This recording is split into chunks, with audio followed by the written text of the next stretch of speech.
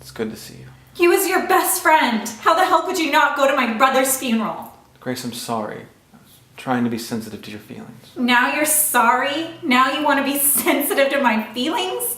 How about 10 years ago? Look, I wanted to see you after your parents died. But what? You'd already ditched me and you didn't want to make Daddy angry? Grace, your father destroyed my family. It took us years to rebuild our reputations. Took you to restore it. Your father got what he deserved. Everything your father wrote was a lie. My dad built that hospital. And then he robbed it blind. Grace the Crusader. Want my advice? Don't sell the paper. You deserve each other. I'm signing the contracts Friday, and then I'm going back to New York. So why the hell did you come here?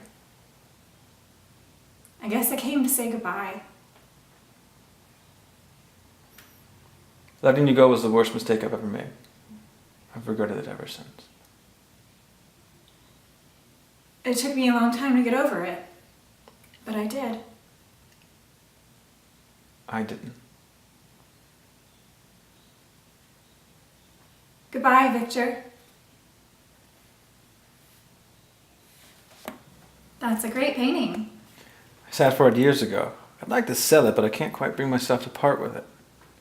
Dorian Gray. Grace Van Helsing. Sorry about your brother. Thanks. I'm trying to decide if we've met before. I don't think so. I spent my teen years trekking across Asia, my father's idea of a proper education. I met your dad when I was in high school. My father introduced us. Can I say you look exactly like him? I get that a lot. Drink. I have an amazing Royal Anejo. No thanks. That's a great Sauvignon. Oh, you know you're neo-realists.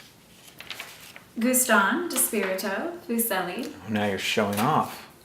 This from a guy not wearing a shirt. And I said no thanks to the tequila. Grace, you just did something no woman has ever done. Make a modest man out of me. I doubt it.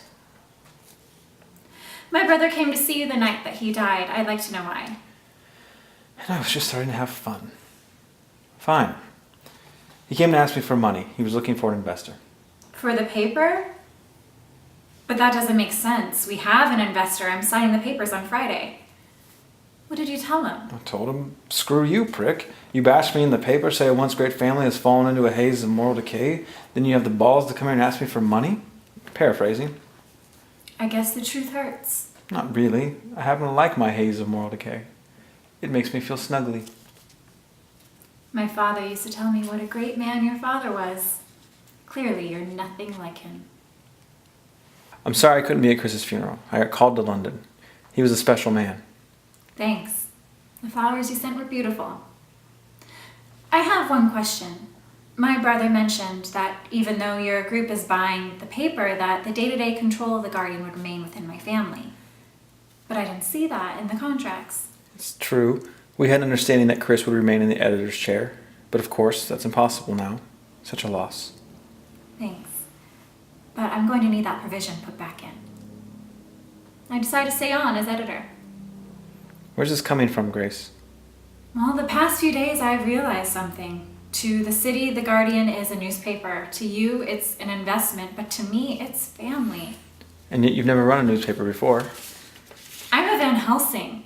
I was born into one. And there is nobody who can run the Guardian better than I can. With all due respect, my investors might disagree. Well, I'd love the chance to persuade them. Or should I say him? I don't need to dignify that with a response. And I don't need to sell you my newspaper. Your boss stands for everything that my family fought against. I'll see the Guardian burn before I sell it to Clayton Drax.